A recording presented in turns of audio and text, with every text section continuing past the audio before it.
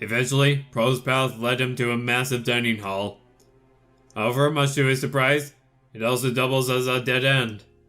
He examines his surroundings looking for somewhere to escape. Damn it, there's nowhere to go.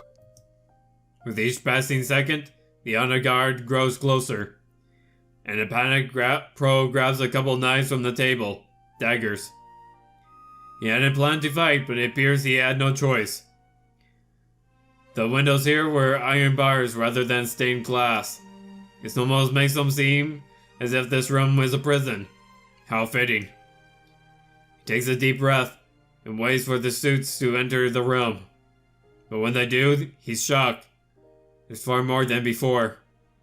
As if they gathered up several hordes to follow him in pursuit. Both a bad sign and a good sign. His distraction really worked. Is that all you could bring?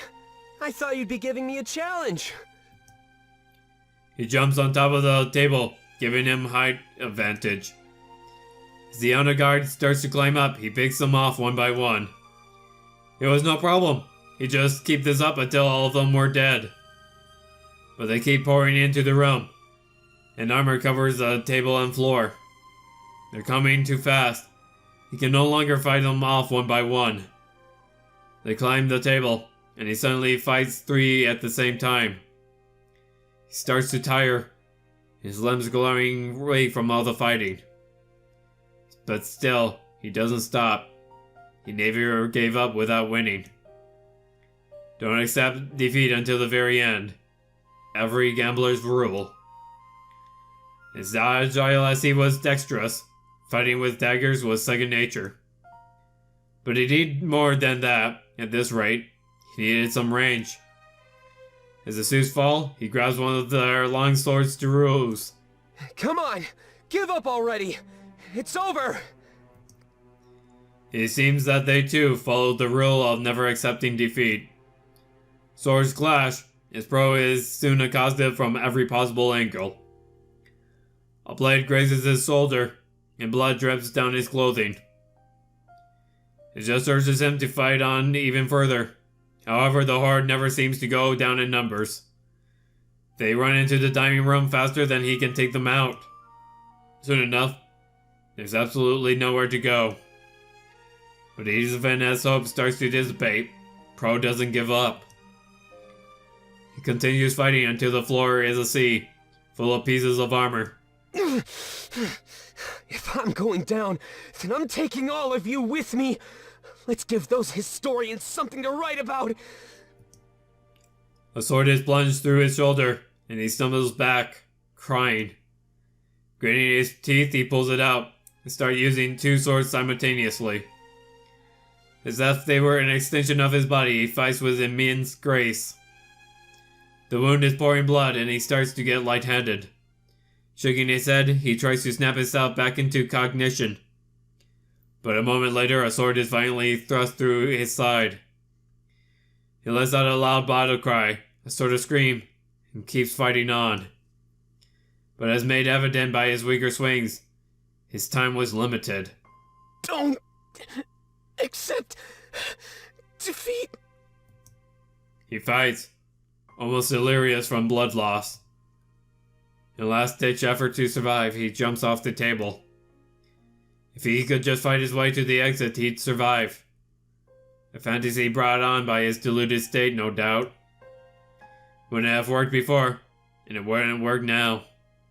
The white suits of armor on the ground are crimson with his blood. Moments later, something surprising happens. The honor guard spreads out, almost like they're retreating. He falls to his knees, curious as to what's going on in their minds.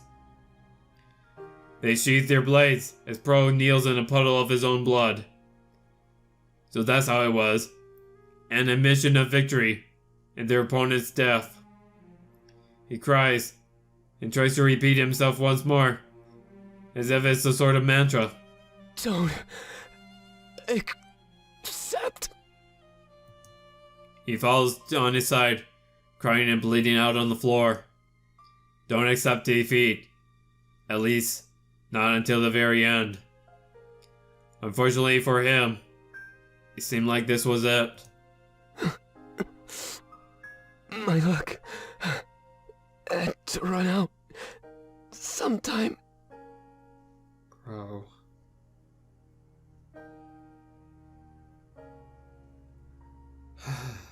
I wish I had gotten to know you better. His final moments, he comforts himself with warm thoughts. Thoughts as warm as a pool of blood that now covered the floor. He passes on with a smile, finding happiness in the success of his task.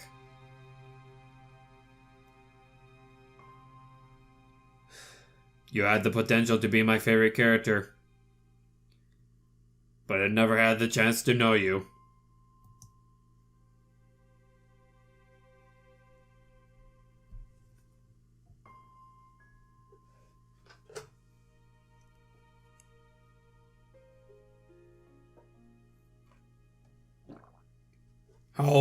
Hal is completely surrounded, fighting to the best of his efforts.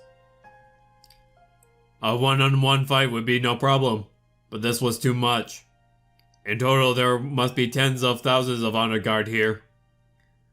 Fighting with his fists, he punches the suits of armor into pieces. He preferred to use his own body as a weapon rather than anything else. Other people fought with extensions of their body, but he needed none of that.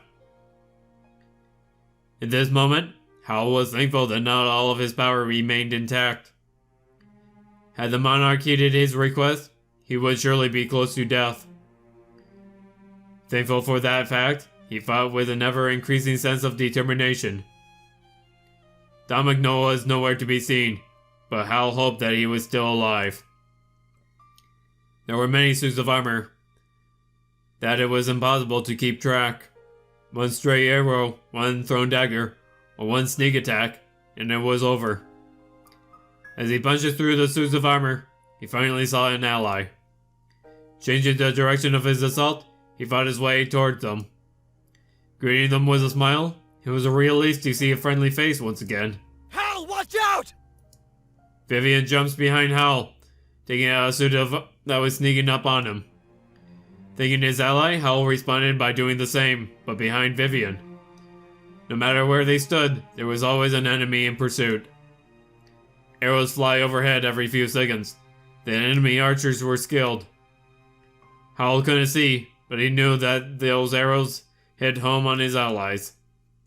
With his back pressed against Vivian, their rears are finally protected. Vivian, status report. How are your men doing? Not good, last time I checked. There's just too many of them, Hal. All we can do is wait for that bell to ring. And if it doesn't? Vivian lunges forward, taking out several suits of armor. Then a moment later, he presses his back against Hal again. Then this is it for us. In despair, his voice was clear. They could keep fighting, but things were looking bad. Even if each man killed 100 suits, they'd still be outnumbered. Hal shakes his head, freeing himself from the onslaught of ash. The library, still ablaze, rained remnants of the monarchy upon them. The honor guard seemed unimpeded by this, but not the rebellion. It was almost as if, when the suits fought together, they shared one mind. This caused them to be weak on their own, but formidable as a group.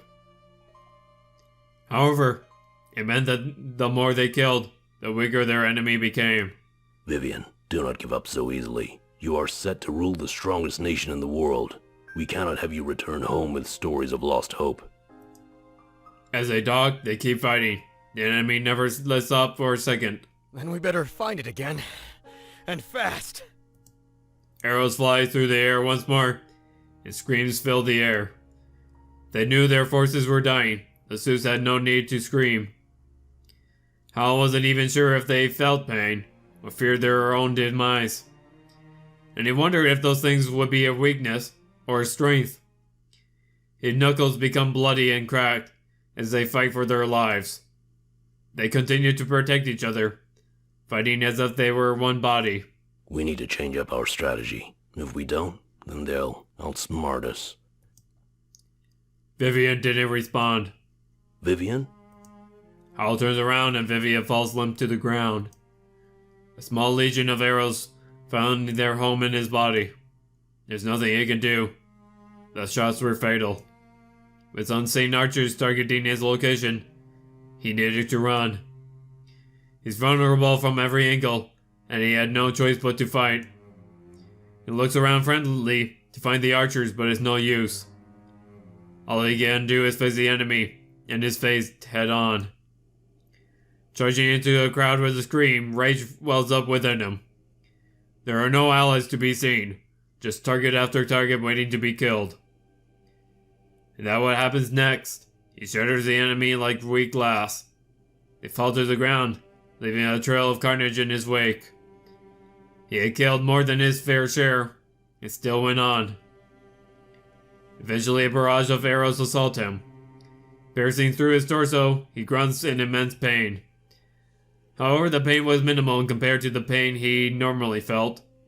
He pulls out the arrows and throws them down on the ground. Blood spills from the wounds, but he shows no sign of pain. Such wounds would do nothing to a body powered by the monarchy. All he had to do was fight until the bell was rung. But that was the question on everybody's minds right now. With such an immense task before him, would Fortem succeed? It seemed that right now, almost everything lay in his hands. Hal fought ruthlessly, hoping to hear the bell and find relief. But with each passing second, the hope within him dwindled.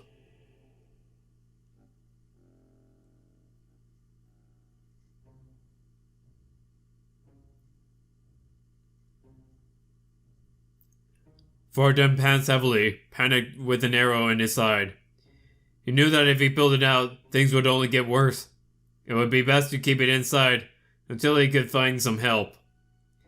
It wouldn't be fatal, so that gave him a great relief on his own.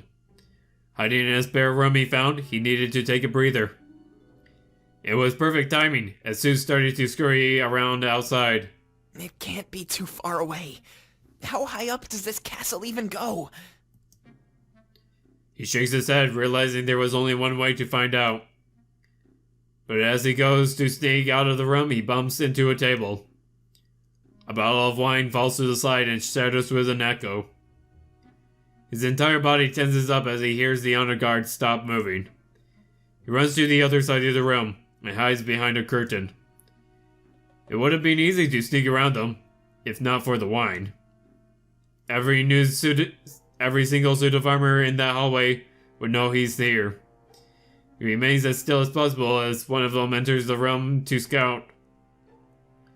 The suit kneels down to inspect the broken glass, then looks over to the curtain. His cover was blown. He made a small trail of wine with his footsteps. He holds his breath as the suit of armor makes its way to his location. Then a few moments later, it plunges its sword right into the curtain. Fortem dodges to the left, then rips the curtain down from the wall. Wrapping it around the suit of armor, it has set in a strong chokehold. He hesitates for a few moments, then snaps his enemy's neck. The suit crumbles, but it has nowhere to fall, being held together by the curtain. He slowly rested on the ground. This was his final real fight, his first kill. If he survived to ring that bell, he knew he would never be the same. He slowly unravels the curtain and grabs the sword belonging to the suit. As soon as he does, more of them enter the room to check up on their ally.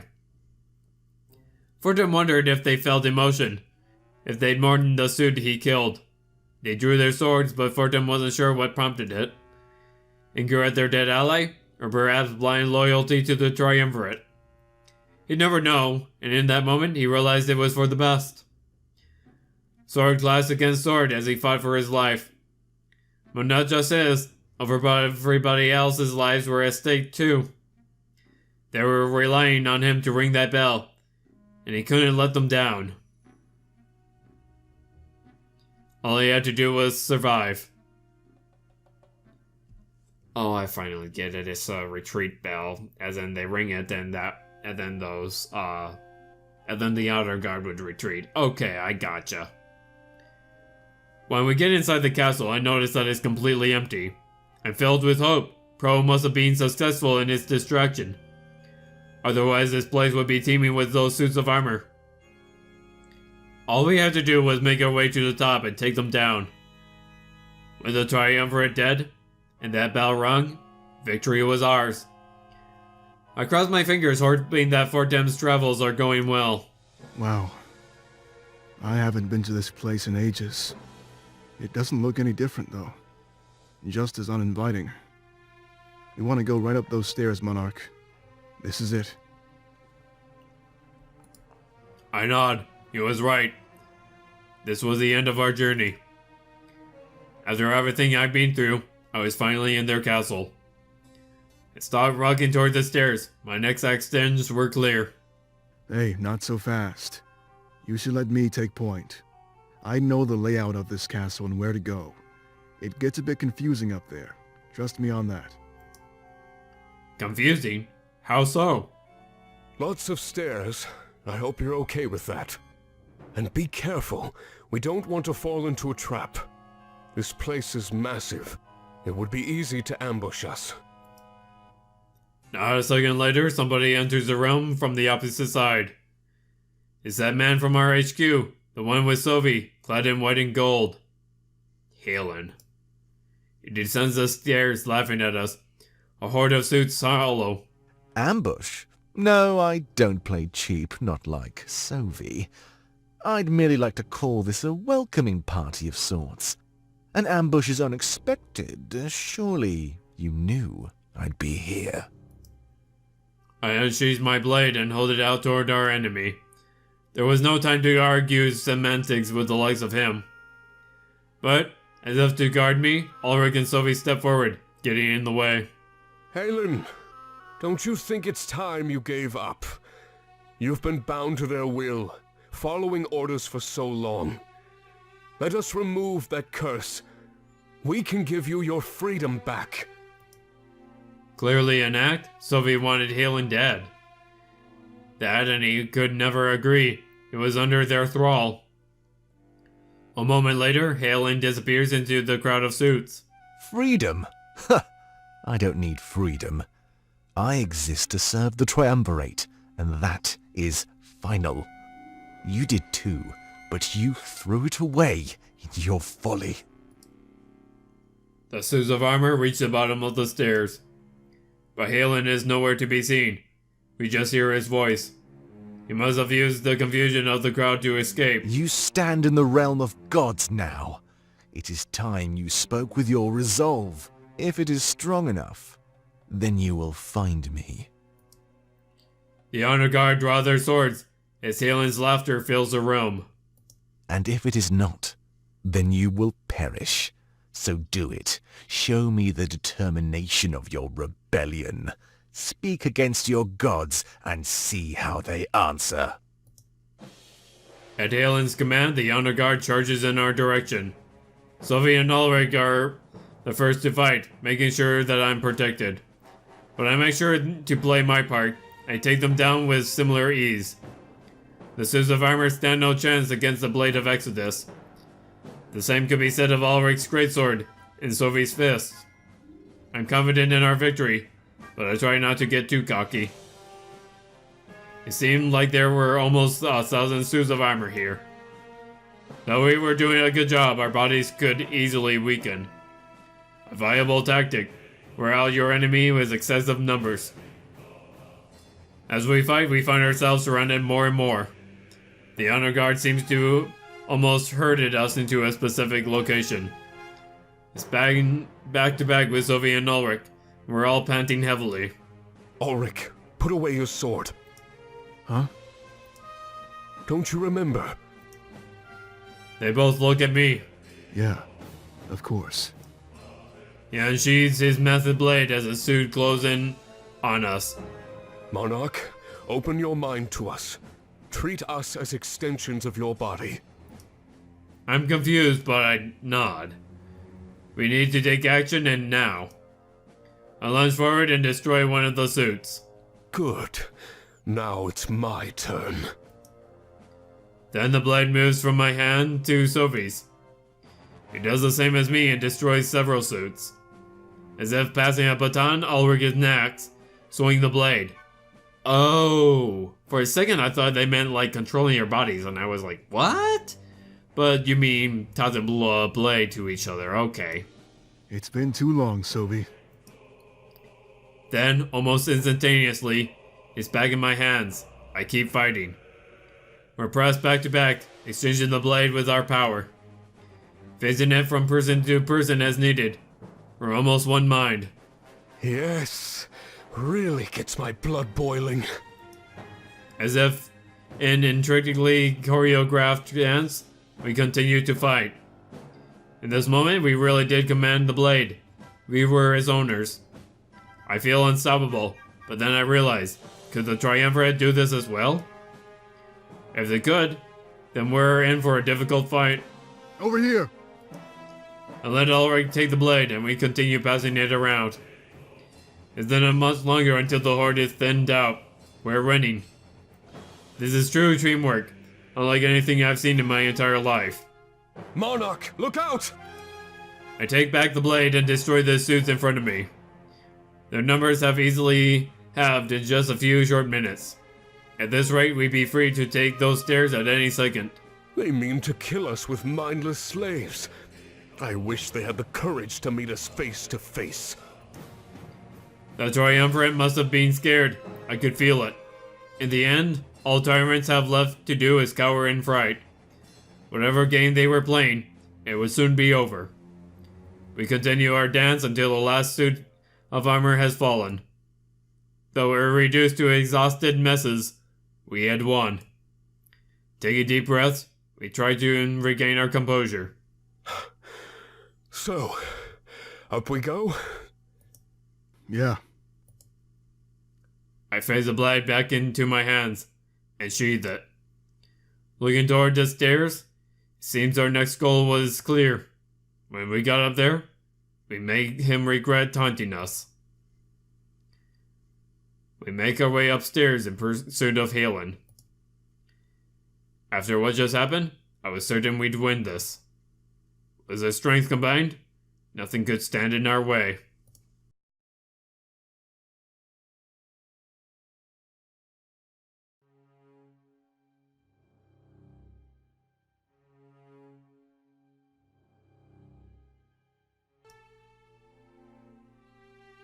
The first thing I see is stairs. Lots of stairs. They lead upward, and in every conceivable direction. I know I was told there'd be lots of stairs, but this is insane. The second thing I noticed is the complete lack of Halin. Had he fled up those staircases? Where could he be? Actually, I'm starting to wonder how he disappeared like that. If he was made from the blade, could he phase around as well? I hope that's not the case. That would prove far too tricky. However, due to his loyalty, I know we'd be in for a fight. Destroyed suits of armor and their swords lined the floor. This must have been the remnant of a previous fight. Perhaps Fartim or Pro came here before us. Be careful, Monarch. Try not to let Halin steal the blade from you. Remember, we all possess the same ability. Yeah, make sure to be on your guard. We killed his suit, so he's probably scared. I wouldn't be surprised if he resorts to trickery. I nod. That was good advice. I took it to heart as we walk toward the stairs. We hear Halin's voice, but I can't see him at all. Well then, perhaps you're stronger than I thought. No matter though. I've been waiting for a worthy opponent. I'll savor killing you, Monarch. Every single moment. That's when I finally see him. On one of the many flights of stairs. He's slowly making his way down, almost as if he's buying some time. I move to meet him halfway, but suddenly, there's no need to move at all. Monarch, look out! Almost instinctively, I lower myself as close to the ground as possible. From behind him as the sword is swung, it came closer, removing my head. I turned around and greeted to the sight of Halin, so he can move around like that. Saved by your friends, as always. I wonder how you'd handle things on your own. What do you say? Want to put that to the test? Ulrich steps forward, interrupting before I can respond. We don't have time for your games, Halin. We will give you one chance. Surrender or die. And who says you get to call the shots? Remember, I exist to manifest the Triumvirate's will, and right now, what they want is to see you all dead. Halin draws another sword, holding out 2 large blades. I've never let them down, and I don't plan on starting. You think you're special? That you're here to seize your destiny? No, you're nothing more than another insect for me to crush. You may have made it farther than most, but it doesn't matter. Even atop the highest mountain, an insect is still an insect. A being that exists for one purpose. To be exterminated! He charges toward me and I do the same. Pulling the blade of Exodus, our swords clash as we meet. They meet again and again, the echo flailing the room as we fight. His strength is astounding, as well as his speed. I've never seen a man fight with 2 swords quite so gracefully. He tries to trick me with fake swings and sudden movements, but he'll have a harder time. But he'll have to try harder than that. I counter him with ease. Man, we're a pretty good fighter despite having pretty much 0 training. This dance continues and we show no signs of tiring out. At this rate, death would come to whoever slipped up first. But I can't slip up. I have to win and take down the Triumvirate. This world belonged to me! I was the rightful heir to the throne. Halin was just a lackey to some power-hungry group of 3. If there was any justice in the world, then I would prevail.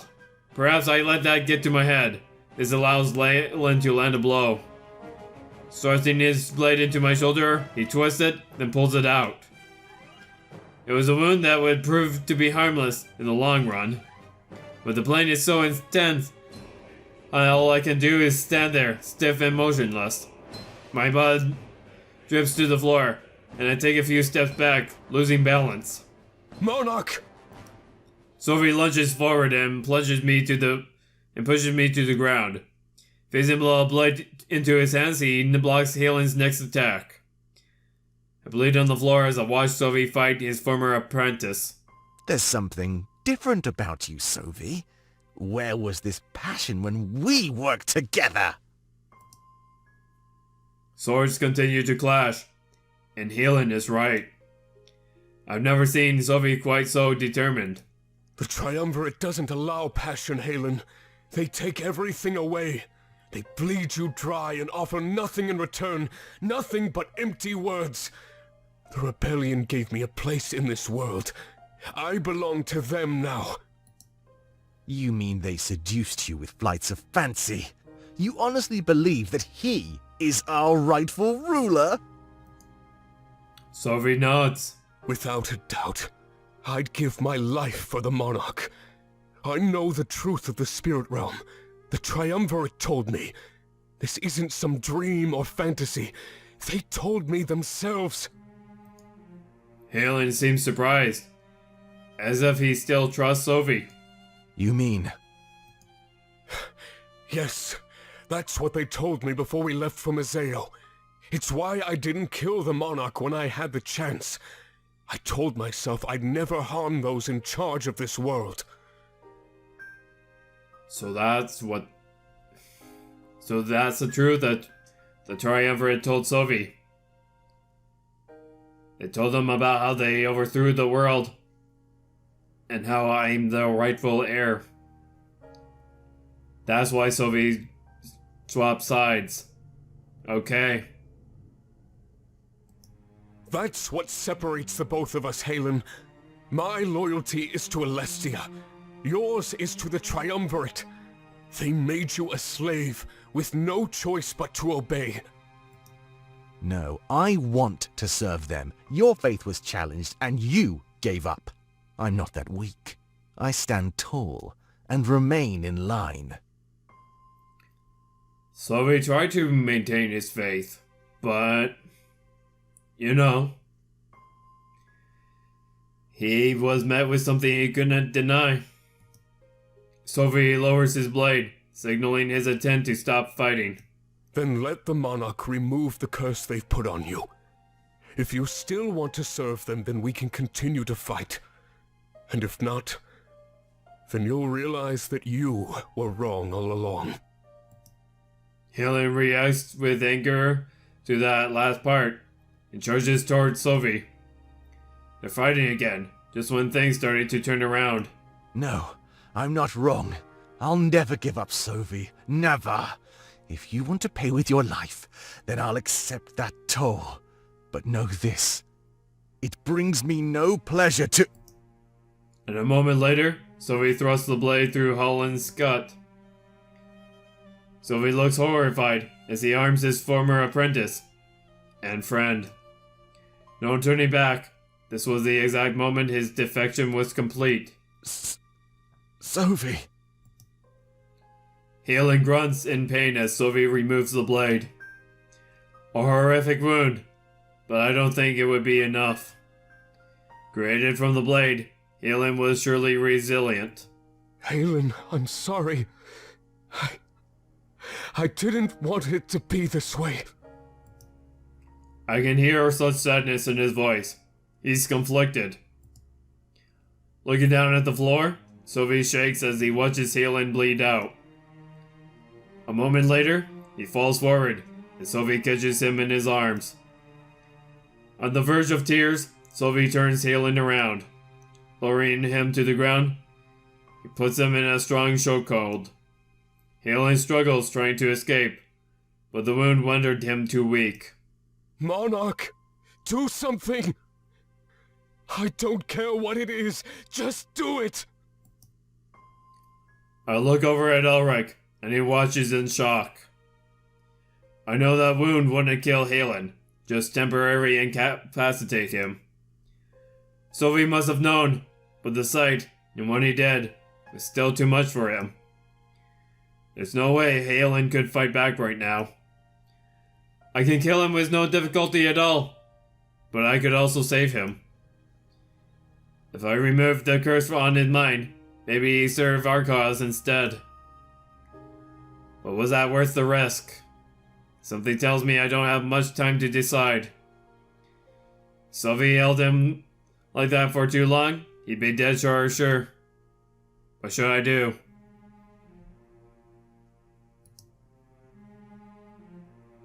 I had to liberate him. I had to let him survive. Give him a chance. If he still chose to oppose us, then we could execute him after the war. But as long as his conversion was a possibility, I had to take a chance. I tell Sophie to release the chokehold, but hold Halin in place. He obeys without hesitation, and I slowly make my way over to him. Pressing the blade against Halin's chest, I ask it to give him his freedom. A few seconds later, Halin falls to the ground, unconscious. I have him carried over to a safe spot where he could recover in silence. If and when he woke up, I hope that it would be as a new, smarter man. With that out of the way, we had to make our way up those stairs. Within a few more minutes, I'd be face to face with our enemy. It was time to rise to the challenge and change this world. You know what? I'll stay behind.